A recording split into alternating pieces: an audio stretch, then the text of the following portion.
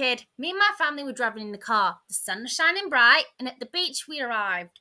Dad took out an umbrella for shade, while Mum was preparing the food that she made. I stood alone and looked at the sea. I looked far as it can be, and a wondrous thought captured my bright mind. Where does that wonderful sea end? I must find where the waves come from, and where do they go? And from where do salty waters flowing? How do shells arrive on the beach? Where do seagulls come from? And where do they screech? And where does the yellow sun go at the end of the day? Where does it hide? To whom does it drift away?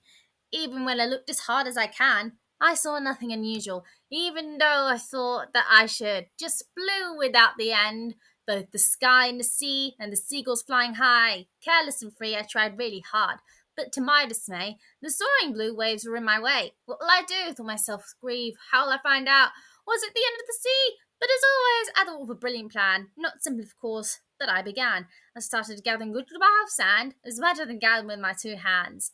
I gathered sand in buckets, and I gathered sand in pots. I used my own 2 hands, and the green candle I bought, and all the sand that I gathered to build a ladder really high.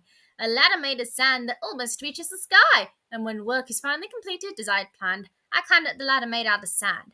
I climbed and climbed for quite a while. I must have climbed for nearly a mile, and from the white fluffy cloud way up high to find the end of the sea that I had to try. But even then, when I looked as hard as I can, I didn't see what I thought I should. The end of the sea that I just can't find, only the endless blue waters and nothing else behind. And thought to myself, maybe the sea has no ending. So I climbed back down and went to play in the sea, my friend.